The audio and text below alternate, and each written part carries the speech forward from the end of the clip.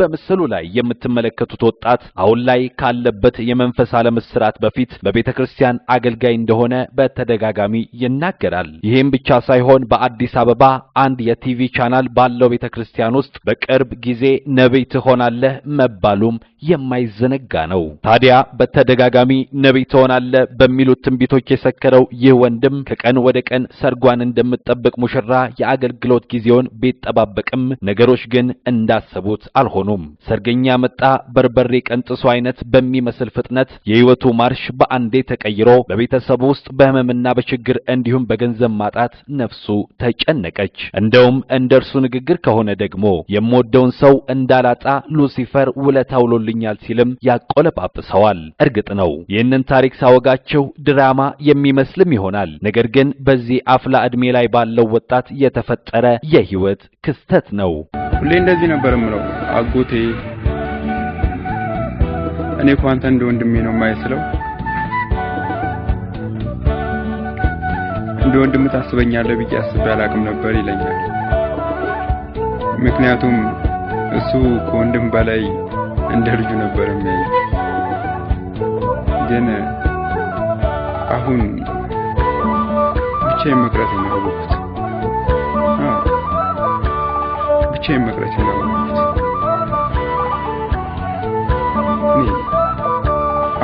ብቻዬን መቅረት በቃ አሁን በፊት እንኳን አጎቴ ጋር ነበር ሲከፋኝ የሚሄድ ነበር።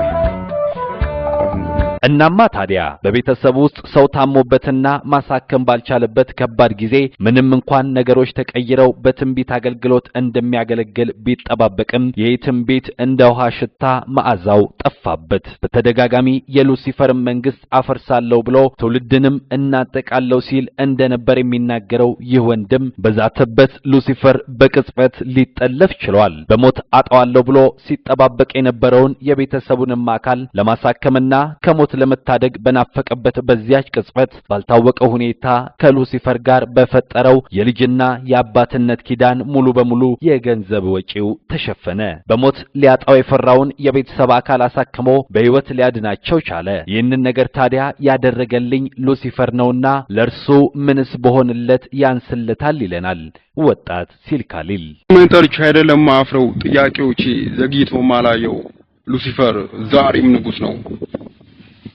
በተደጋጋሚ ታዲያ ለምንድነው ከቤተ ክርስቲያን የሸሸኸው? እንዴት አገልግሎት አቆምክ? የቀመስከው ጌታ አይሻልህምን ሲሉት የሚመልሰው መልስ አንድ ነው። ይሄውም ያኔ ተጨንቄ ደጅ ስጠናችሁ የት ነበራችሁ? ያኔ ቸገረኝ ብዬ ስለምናችሁ የት ነበራችሁ ሲል የኩነኔ አይነት ምላሹን ለሚቀርቡት ሰዎች በአደባባይ ይመልሳል። የዚህ ወጣት ጉዳይ በዚህ አላበቃም። ጫካ ውስጥ ብቻውን እየተንቀሳቀሰ ሉሲፈር አባቴ ነው እወደዋለሁ ሲል አዲስ ጮኛ እንደያዘ አፍቃሪ ያቆለጳጳሰዋል። በሉሲፈር ተከታይነቴ አላፍርም የሚለው ሲልካሊል አንዳንዴም ደግሞ እንባ የተናነቀው በሞት የተለዩትን ሰዎች ያወሳ እንዲህም ይናገራል። እኔማ የሆነ መዝሙር ምናምን ካላወጣው ምንም አላየለኝም። አሁን ሉሲፈርንም እንትንምልበት እንደው አንተ ትገባኛለህ የሚል መዝሙርማ ማውጣት ይኖርብኛል። የምሬ ብላችሁ በቃ እሱ ያለኝ ፍቅር በጣም መግለጽ እፈልጋለሁ። እንግዲህ ንቅሳ ከሆነ ተነቀስኩት ውስጤ ነው ያለው። ግን አለ አይደል አንዳንዴ ከመጠን በላይ የመውደድ ነገር ምን እንደምለው አላውቅም። ግን ጥበቃ አልፋ መልስ ብዙ መገኛ ብዙ እምነት ጠንካራ አንተ እኮ ትለያለህ ሉሲፈር። አንተ ከሁሉም ትለያለህ። አምላኬን በመሆን አመሰግናለሁ። ስላንተ እኮ ሳላወራ አላድርም። ስታወራኝም ደስታ ይሰማኛል። አንተ በማግኘቴ ባለም ሁሉ ደስተኛ ነኝ። ምንም አይጎድብኝ አይደል እንዴ ጋይስ? ይሄን ቦታ እንዴት አያችሁት? በጣም ደስ ይላል አይደል? ሁሉ ጊዜ ከራሴ ጋር ማወራበት ቦታ ነው። በጣም ነው የምወደው። ይወልጥ ደግሞ በችግሮቼና በአዘኖቼ ሰዓት ከጎን ያልተለየው ቦታው ብቻ ነው። ምክንያቱም መሄድ ስለማይችል እወደዋለሁ። ከዛ ባለፈ